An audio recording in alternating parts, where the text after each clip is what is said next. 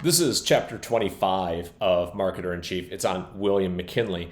And for people who know a little bit about American history, this is kind of the Spanish-American War. McKinley was assassinated, by the way,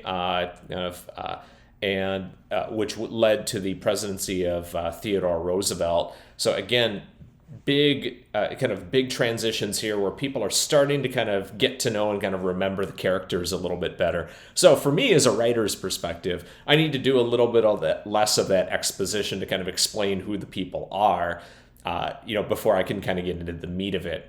William McKinley still isn't a household name, but sometimes the Spanish-American War is. Not a very long war, but when people study it in school, usually what they study is the role not of the military. It wasn't really that interesting from a military perspective.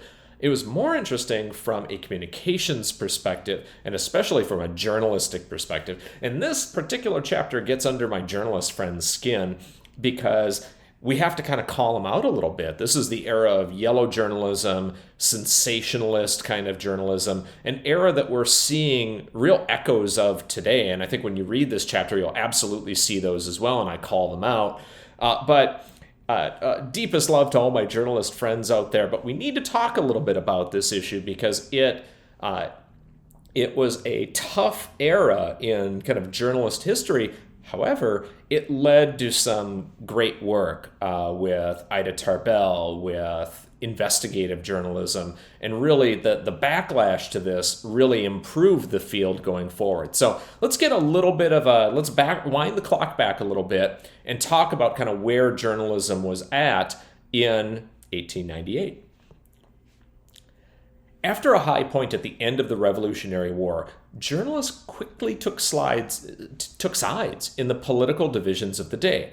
In most major cities, it was not uncommon to see at least two major newspapers, often publishing more than once per day, each devoted to a political party and its related ideology. Yes, they certainly covered the news of the day, the objective stuff, the evidence-based reporting, but their opinion pages were shamelessly devoted to supporting or trashing a particular political party. Perhaps the word shamelessly is a bit harsh. Here's the reality. No newspaper has room to print every news item. Even today's internet, with its theoretically unlimited storage space, can't offer that. Journalists don't have unlimited resources, and the public doesn't have unlimited attention. All editors must choose which stories they cover and which they don't. The stories may be true, evidence-based, and properly sourced, but the choice of stories can carry a bias all its own.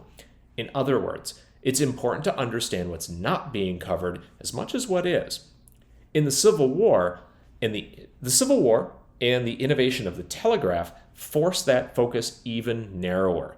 This is when you first see the emergence of the inverted pyramid style of writing, where the most important facts are crammed at the beginning of the story with details following in descending order of importance.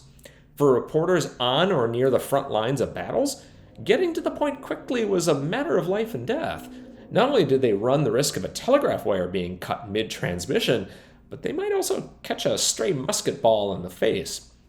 Whizzing bullets do have a way of focusing the mind.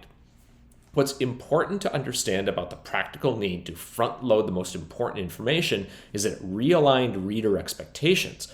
When you read stories published during the Revolutionary War, you need to wade through pages-long exposition.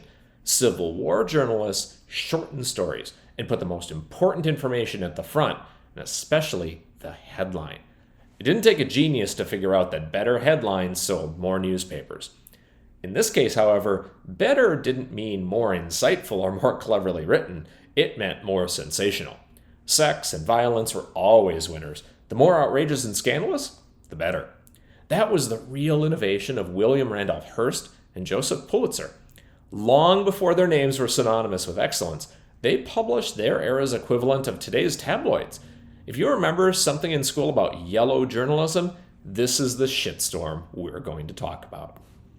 So that's it. The rest of this chapter is a shitstorm. And if you know me and you've read any parts of this book, and some of my pre-readers have, they know I can't resist a good shitstorm, kind of wading in it and stirring that pot. So if you're interested in that sort of thing in history, written by someone who just doesn't give a fuck about what we're supposed to learn or the narrative that you want to get told, you want to learn stories that you haven't been told anywhere else, this is the book for you. July 4th, Marketer in Chief. Go to marketerinchief.com and you can get the pre-orders, all the pre-orders right there. Thanks.